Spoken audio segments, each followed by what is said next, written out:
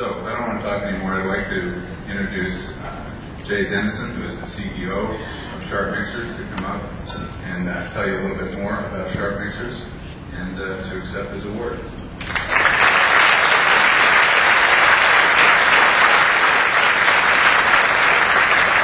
Thank you, Brian, for that wonderful introduction. This is really just like a dream to us. It's been in there for 32 years, and I really never imagined that this would happen in such a short time. I think it was Andy Warhol who said, in the future, everyone will have 15 minutes of fame. And I guess right now is mine.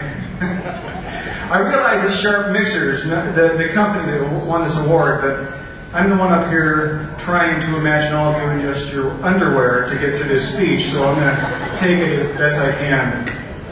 On the way here, also, a good friend and our sales director, Kyle Sides, reminded me that my speeches are a good cure for insomnia, so I'll try to keep it less than 13 minutes.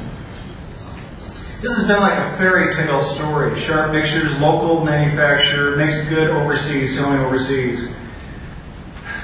Sharpe Mixers was founded in 1953 by my stepfather, Phil Sharpe. Unfortunately, he's not able to join us tonight as he passed away about a year ago, but he would have been very, very pleased. Fortunately, his lovely wife is here, Virginia Sharpe, to join in this celebration. Hi, Mom.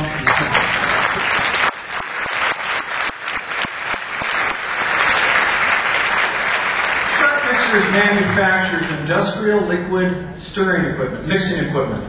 And this is used for almost everything. And almost everything we use on a day-to-day basis is mixed at some point and it's manufactured. And Sharpe Mixers builds the equipment like that. Now, it started in '53, but it didn't get off the ground very well. It took until about 1996 before we hit our peak of just under $5 million in sales. And that was a big time for us. But the 90s was a great deal of change in the economy, and a lot of our business was in chemical and pulp and paper. During this time, a lot of the chemical companies moved overseas in the addition of the expansion of their new plants, and pulp and paper down in Brazil quite a bit. Now, there are certainly all the plants working in the United States, but the new facilities were being built largely overseas. Now, we build our equipment to last, so we weren't really replacing any equipment. Now, true, there was a lot of business replacing the competitors' equipment, which when it broke. But for our business, we were going pretty straight.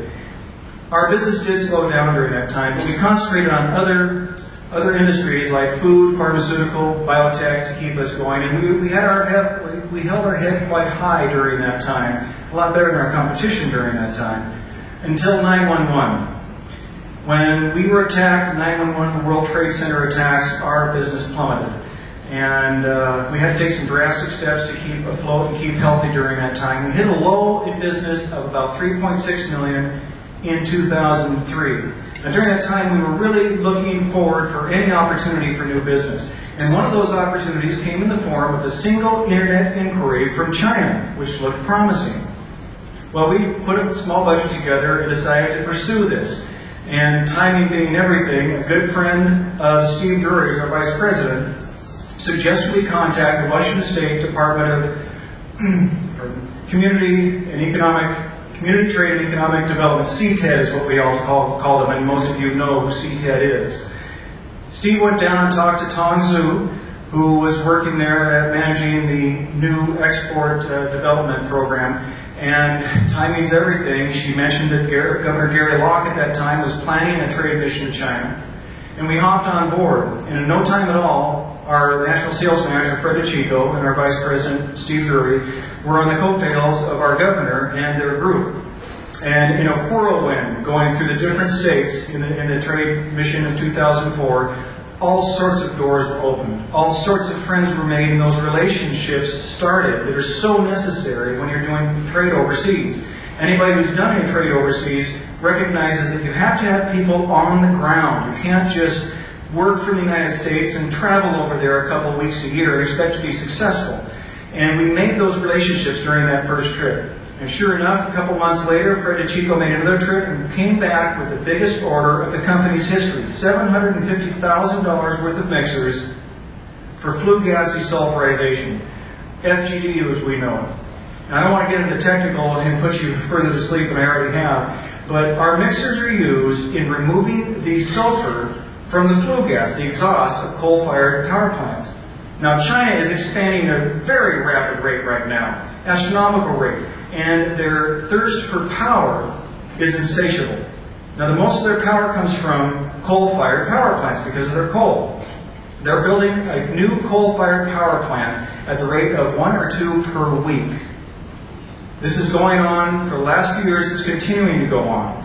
Now, since each coal-fired power plant requires somewhere between 6 and 24 mixers to do this work, this is a great business opportunity. After that first order, we got another order for $300,000 and another $250,000 and another and another and another, and we were just overwhelmed in no time at all. We hired people. We went from a crew of 22 or 23 people up to 37. We hired a second shift. We got some more space. We used all of our outside sources. We were just working our tails off. And it's been fantastic. We went from $3.6 million in 2003. 2006, our sales were over $10 million, and a whole lot of that was selling to China, mostly flue gas desulfurization. It's continuing going that way.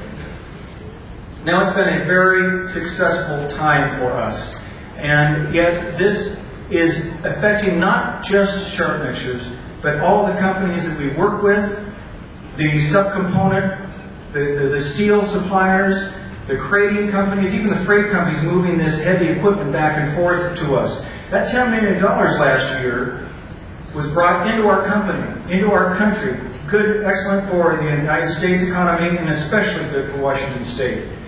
Now, as good as this is, I have to say, in all sincerity, this would not have been possible but for some key people that were influential in our success over there.